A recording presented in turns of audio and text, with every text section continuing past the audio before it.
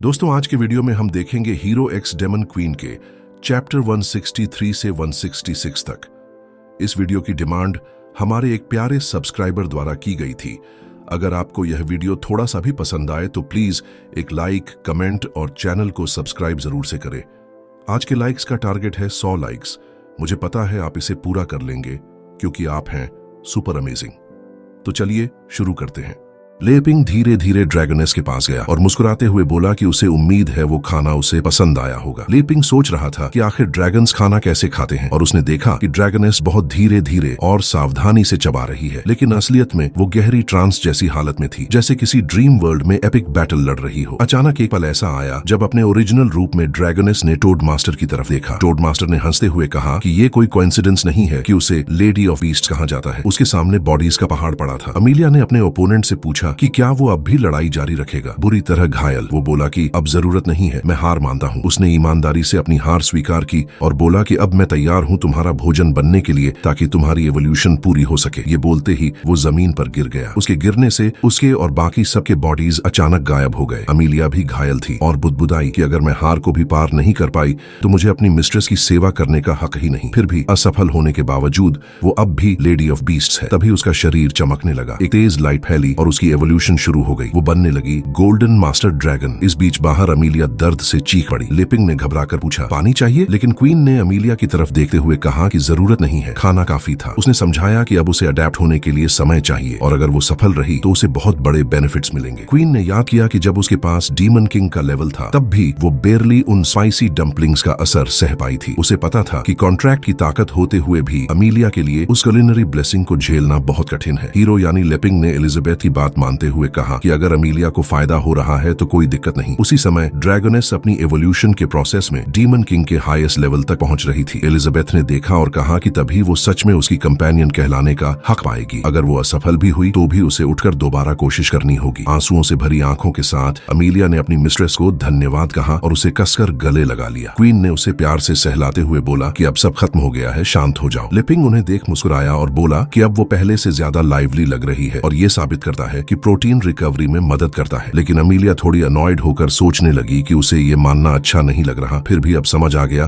कि उसकी मिस्ट्रेस उस आदमी में क्यों इंटरेस्टेड है। उसकी ताकत सच में अनफैथमेबल है। उसने सीखा कि फेलियर को खाना मतलब क्या है, उसको सचमुच टेस्ट करना, क्योंकि अगले लेवल तक पहुंचने के लिए हमेशा किसी बड़े खतरे या चैलेंज की जरूरत होती है। उसने तय किया कि अब वो दोबारा नहीं हारेगी और अपनी मिस्ट्रेस की मदद करेगी ताकि वो लेजेंडरी हीरो को हरा सके। उसने हंसते हुए और खाना मांगा। लेपिंग खुश होकर हंस पड़ा और बोला कि ये उसे एलिजाबेथ की पहली रात याद दिला रहा है। क्वीन ने तुरंत डिनाई किया कि ऐसा कुछ हुआ था और बोली कि वो कोई ग्लटन नहीं है। बाहर अल्फा वापस अपनी ह्यूमन फॉर्म में आ गई, लेकिन इससे पहले कि और कुछ पता चलता नया दिन शुरू हो गया। बेड पर हीरो और क्वीन सो रहे थे, तभी चादर के नीचे अचानक कुछ हिलने लगा। लेपिंग घबरा कर उठ गया और तभी ड्रैगनेस ह्यूमन रूप लेकर प्रकट हुई और बोली कि अब उसकी बारी है। इससे लेपिंग डरकर बेड से गिर पड़ा। अमीलिया ने बताया कि अब वो अपनी मिस्ट्रेस की रात की कंपेनियनशिप संभालेगी और सोचा कि अगर मिस्ट्रेस ने कॉन्ट्रैक्ट स्पेस में उसे बंद न किया होता तो वो उसकी जगह सो रही होती। आदमी थोड़ा कंफ्यूज होकर बोला कि कोई बात नहीं, वैसे भी मुझे उठना था, तुम लोग आराम करो, मैं ब्रेकफास्ट बना देता हूँ। क्वीन ने उसे जाते हुए देखा और हल्की सी मुस्कान दी। उसने मन ही मन सोचा कि क्या वो अब भी अगला कदम उठाने से बच रहा है, क्योंकि हमेशा बहाना बनाता है कि महीने के अंत तक इंतजार करेगा। उसने ठान लिया कि चाहे कुछ भी हो वो उसे महीने के खत्म होने से पहले अपना बना लेगी। हीरो ने नाश्ता बनाया जो लंच जैसा लग रहा था। क्वीन अपने माउंट पर बैठी थी, जिसे देखकर लेपिंग ने समझा कि अमीलिया सच में उसकी बैटल कंपेनियन है। घर के बाहर वोंकाई ने कहा कि सब कुछ थोड़ा अजीब लग रहा है और वो सोच रहा था कि अल्फा कहाँ है। अंदर हीरो बर्तन धो रहा था जबकि क्वीन और ड्रैगनेस सोफा पर बैठी थी। अमीलिया बोली कि अब उसे सब समझ आ गया है और उसने जाना कि उसकी मिस्ट्रेस वहाँ कैसे रहती थी। लेकिन उसने पूछा कि मिस्ट्रेस बार बार क्यों कहती है कि वो अभी भी बेटर हो रही है। अमीलिया के लिए उसकी मिस्ट्रेस ही सबसे पावरफुल बीइंग थी, मगर एलिजाबेथ ने जवाब दिया कि हमेशा एक ऊंचा पहाड़ और भी होता है। उसने इमेजिनरी पिक्चर दी कि जब कोई ऊंचे पहाड़ की चोटी पर पहुंचता है तो उसे और भी ऊंचे पहाड़ दिखते हैं। यही सच्चाई है। अमीलिया हैरान हुई और बोली कि मिस्ट्रेस तो सारी मैजिक की मास्टर है, फिर भी उससे बड़ा कोई कैसे हो सकता है। क्वीन ने समझाया कि जब इंसान हाईएस्ट पीक पर भी पहुंचता है तो उसे पता चलता है कि वो कितना छोटा है और इस दुनिया में अभी भी अनगिनत चीजें हैं जिन्हें वो नहीं समझता। उसने एग्जाम्पल दिया एक टीवी सीरीज का, जर्नी टू द वेस्ट। उसने कन्फेस किया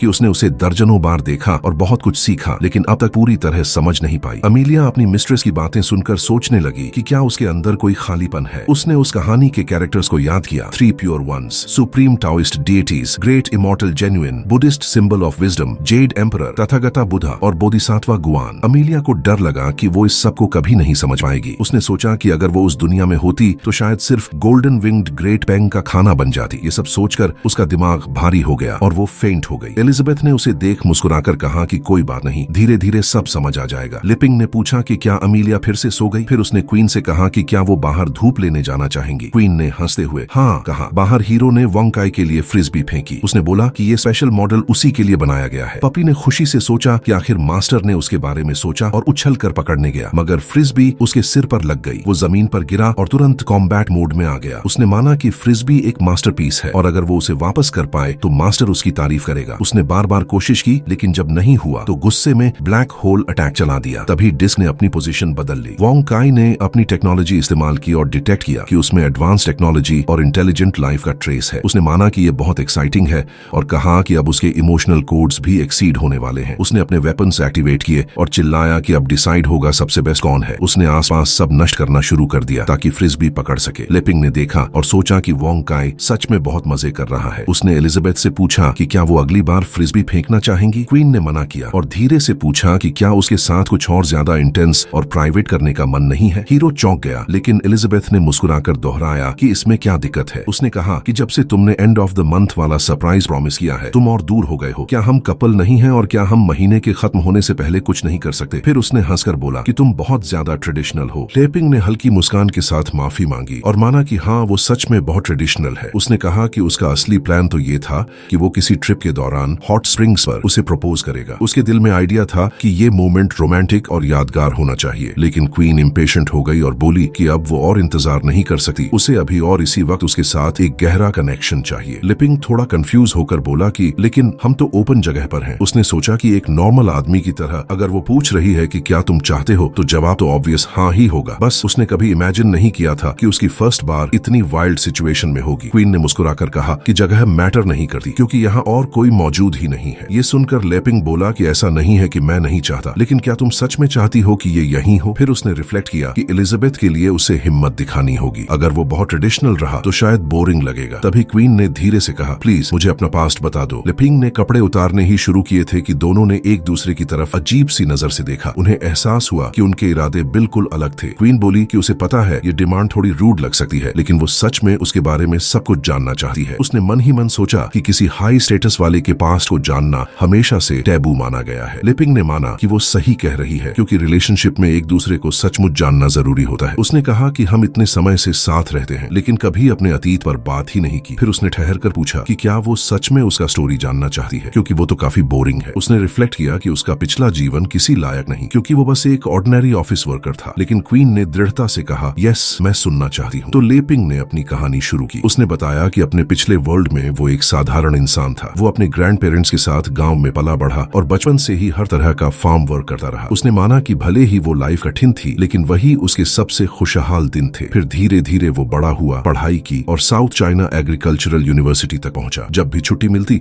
वो गांव लौटकर अपने ग्रैंड पेरेंट्स की मदद करता। ये लाइफ तब तक चली जब तक उसकी पढ़ाई खत्म नहीं हुई। यूनिवर्सिटी पूरी करने के बाद वो बड़े शहर में काम के लिए चला गया। धीरे धीरे उसका गांव जाना कम हो गया और फिर उसके ग्रैंड पेरेंट्स भी गुजर गए। उसके बाद वो पूरी तरह अकेला हो गया। उसकी लाइफ मोनोटोनस हो गई, हर दिन बस ऑफिस से घर और घर से ऑफिस। कभी कभी वो सोचता कि शायद वो इसी के लिए पैदा हुआ है। उसे वीडियो गेम्स या एनिमे पसंद नहीं थे। उसका एकमात्र छोटा सा सुख था रोज ट्रैवल के समय छोटे छोटे वीडियोस देखना। लेकिन एक दिन अचानक बिना किसी वजह के वो इस नए वर्ल्ड में आ गया। पहली बार उसने जो देखा उससे वो पूरी तरह शॉक रह गया। उसे याद है कि उसके सामने एक सिस्टम प्रकट हुआ और उसने पूछा कि क्या वो लेजेंडरी हीरो बनना चाहता है। लेकिन लिपिंग का इसमें जरा भी इंटरेस्ट नहीं था। क्वीन ने पूछा बस खत्म। लिपिंग ने सिर हिलाया और कहा हाँ मेरी जिंदगी बहुत सिंपल थी। लेकिन एलिजाबेथ ने सिर हिलाते हुए कहा कि नहीं ये बिल्कुल सिंपल नहीं है, असल में ये बहुत प्योर लाइफ थी। उसने माना कि लिपिंग की वही प्योर लाइफ उसकी स्पिरिट को ऐसे लेवल तक ले गई जहां शायद कोई और नहीं पहुंच पाता। उसने कहा कि कई बार सबसे सिंपल रास्ता ही सबसे पावरफुल बन जाता है। उसने ये भी कन्फेस किया कि जब उसने खुद सेंट लेवल पाया तब जाकर वो इस प्रिंसिपल को समझ पाई। एलिजाबेथ ने सोचा कि वो सिस्टम क्यों चाहता था कि लिपिंग उसका दुश्मन बने। फिर उसने माना कि शायद उसकी इमेंस प्योरिटी के कारण ही वो सिस्टम फेल हो गया और उनकी शेयर्ड डेस्टिनी बन पाई। फिर भी उसने सोचा कि ये सब उसके कंट्रोल में नहीं था। अब लिपिंग ने एलिजाबेथ से उसके पास्ट के बारे में पूछ लिया। उसने कहा मैं सब जानना चाहता हूँ, बचपन से लेकर ये तक कि तुम कैसे डीमन क्वीन बनी। एलिजाबेथ ने हामी भरी, लेकिन वार्निंग दी कि उसकी स्टोरी बोरिंग हो सकती है और अगर वो चाहे तो बीच में रोक सकता है। उसने कहानी शुरू की हीरो के कॉन्टिनेंट पर, उस वक्त जब मैजिक नहीं था। बहुत पहले वो कॉन्टिनेंट पीसफुल और प्रॉस्परस था, सभी रेसेस हार्मनी में साथ रहते थे। लेकिन रेशियल एक्सट्रीमिस्ट्स के राइज ने सब कुछ बदल दिया। विभाजन शुरू हुआ और रिसोर्सेज के लिए लड़ाइयां छिड़ गईं। हाफ ब्लड्स जो यूनिटी के सिंबल्स थे, उन्हें बाहर निकाल दिया गया। वो बेघर रेफ्यूजीज बनकर डेंजरस लैंड्स में बस गए। समय के साथ उन्होंने एक नया ग्रुप बनाया जिसे डीमंस कहा गया। वो जमीन डीमोनिक लैंड कहलाने लगी, लेकिन डीमंस कभी ट्रूली यूनाइटेड नहीं थे। स्कैरसिटी वाली उस जगह पर रॉबरी, फाइटिंग और क्राइम रोज का हिस्सा था। एलिजाबेथ ने कहा कि उसे जितना याद है,